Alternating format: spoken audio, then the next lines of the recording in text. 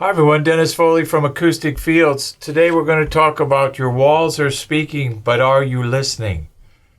I don't think so sometimes when I talk to people about the acoustics and the things that go on within a room. So let's break each wall surface down and see what the impact it has on our presentation. Well, we all know that our side walls are directly responsible for image, the width of our sound stage, the focus of that image, the definition and separation. So the side walls really play a big part. Separation, really play a big part in creating our sound stage and our image and our focus within that sound stage. The front wall is all about depth, all about space. If your speakers are really close to the front wall and then your listening position is really close to that, and you're not going to have a lot of depth in your presentation.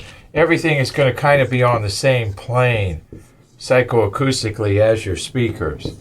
So you have to watch the distances between the speakers and the front wall, then obviously apply the correct treatment.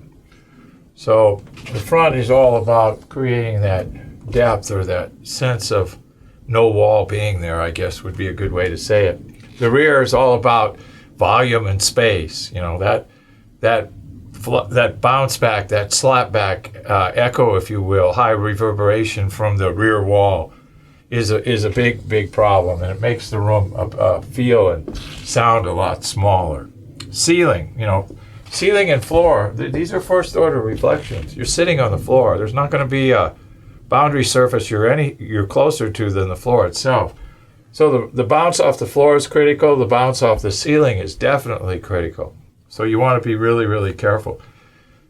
Ceilings, the best way to treat ceilings and floors is to try to make them go away acoustically. So you're not going to really achieve any of these characteristics with the floor or ceiling treatment, but you want to make sure they go away. And there's different treatments that we can use for that.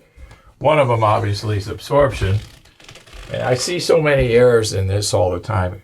There's no one size fits all for absorption. You have to look at the rate and level, and you have to apply that rate and level to the surface that you're treating. There is no one size fits all, so you have to be very careful about what you're using. The side rate and level absorption can be different than the front wall and ceiling. All these have to work together. Consistency, uniformity, predictability. Those are the things that you have to have. So diffusion is our other technology that we have. A diffuser is really a speaker. It has a particular frequency range. That frequency range must be respected because each wave and each ray have a length, and those lengths have to be respected with seating position.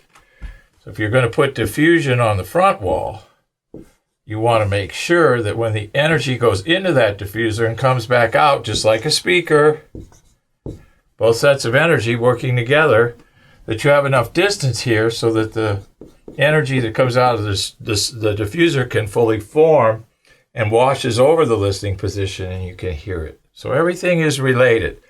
Sides, image and sound stage, front, depth, sound stage, rear, volume, spatiality. Ceiling of first order and second order reflections from floor and ceiling. Just want to eliminate those. And then we use absorption and diffusion in our technique. So your walls are speaking, and you really have to listen if you're going to maximize the usage of the room and what you're trying to do. Thank you. I hope you enjoyed our videos today, and if you did, we really would appreciate a thumbs up from you.